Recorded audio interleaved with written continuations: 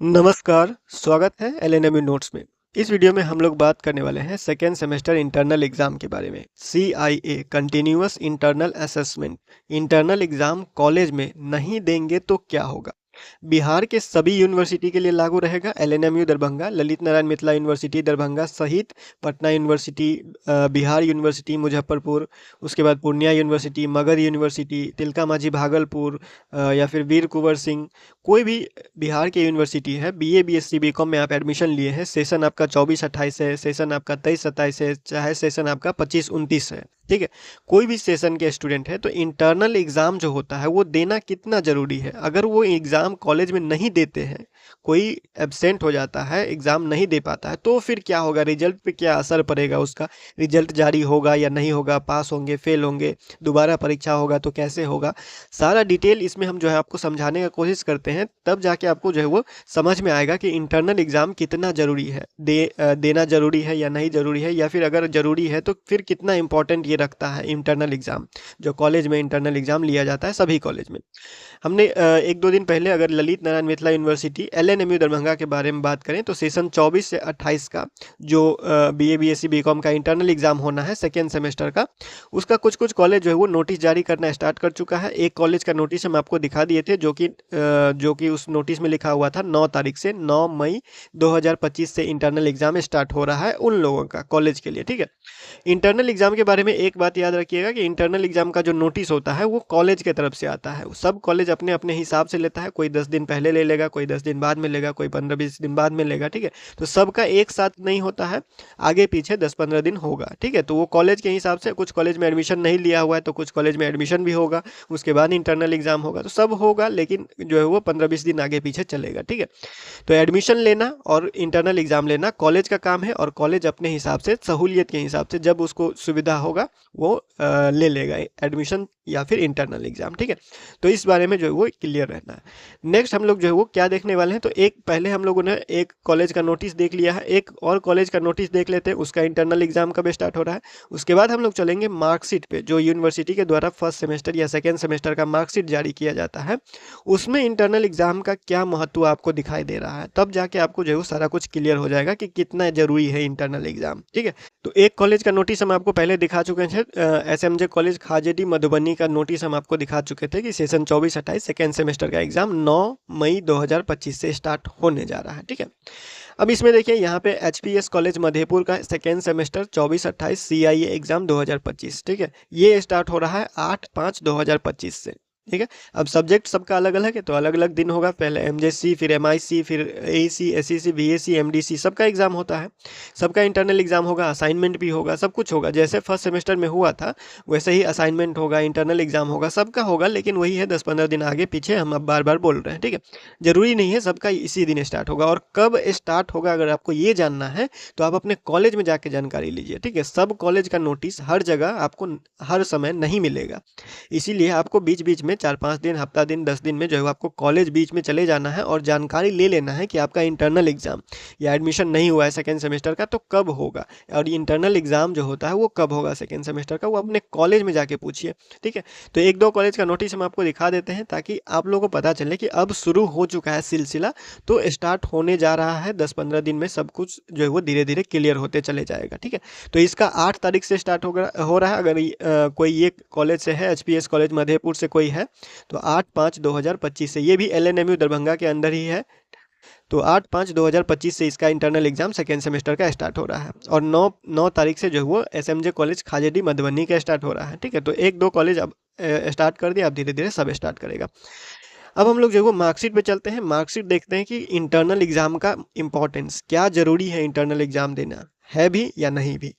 तो यहाँ पे देखते हैं ललित नारायण मिथिला यूनिवर्सिटी दरभंगा, एलएनएमयू दरभंगा का ये बैचलर ऑफ आर्ट्स या फिर साइंस या फिर कॉमर्स कुछ भी कहिए, ये सेमेस्टर 1 सेशन 23-27 का मार्कशीट है, क्योंकि फर्स्ट सेमेस्टर का रिजल्ट तो अभी आया नहीं है, और ये सेमेस्टर 2 का मार्कशीट है, ठीक है। दोनों मार्कशीट दिखा के हम आपको जो है वो क्लियर कर देते हैं कि इंटरनल एग्जाम देना कितना जरूरी है, ठीक है। तब आपको जो है वो दिमाग से हट जाएगा, ये सवाल हमेशा के लिए क्लियर हो जाएगा इंटरनल एग्जाम से रिलेटेड कि देना है या नहीं देना है।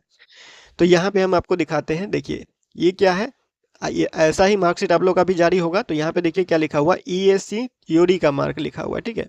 ये ईएससी थ्योरी का मार्क, यानी कि ये जो है एक्सटर्नल एग्जाम है, एंड सेमेस्टर एग्जाम। ईएससी का फुल फॉर्म होता है एंड सेमेस्टर एग्जाम। जो एक्सटर्नल एग्जाम यूनिवर्सिटी लेता है, वो यूनिवर्सिटी एग्जाम का थ्योरी का मार्क यहाँ पे लिखा हुआ है।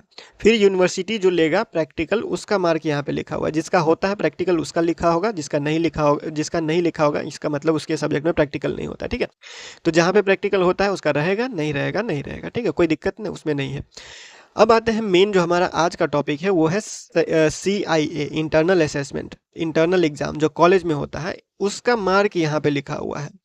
फुल मार्क होता है 30, आप लोगों को पता है 30 नंबर का इंटरनल एग्जाम होता है, ठीक है। कॉलेज में जो परीक्षा होता है वो इंटरनल एग्जाम 30 नंबर का रहेगा, और 70 नंबर का यूनिवर्सिटी वाला एग्जाम होता है, जो आपको यहाँ पे दिख रहा होगा 70 नंबर का होता है, ठीक है। अब देखिए ये दोनों मिला के तो 100 नंबर का पेपर हो रहा है, ठीक है। ये दोनों मिला करके ही 100 नंबर का पेपर हो रहा है। अब इस 100 नंबर में अगर खाली 70 नंबर का एग्जाम दीजिएगा, तो इस 30 नंबर का रिजल्ट आपको कहाँ से मिलेगा, ठीक है।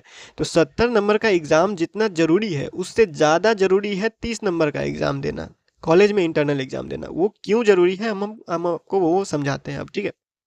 देखिए यहाँ पे क्या है, फुल मार्क 30 नंबर, ठीक है, और पास मार्क होता है 13.5। 30 नंबर का जो कॉलेज में एग्जाम होता है इंटरनल एग्जाम, उसमें पास होने के लिए आपको 13.5 नंबर चाहिए होता है एक पेपर में। हर एक पेपर में इतना इतना चाहिए होगा, ठीक है। एक पेपर का बात कर रहे हैं, अब ऐसा नहीं है कि पूरा मिलाकर ही 30 नंबर का एग्जाम होता है। एक एक सब्जेक्ट का 30-30 नंबर का एग्जाम होता है। अगर किसी में प्रैक्टिकल होगा तो 30 नंबर का थ्योरी भी होगा और 30 नंबर का प्रैक्टिकल भी होगा, और दोनों में पास होने के लिए 13.5 नंबर और 13.5 नंबर, ऐसे कर करके अलग अलग पेपर में आपको पास होने के लिए चाहिए होगा, ठीक है।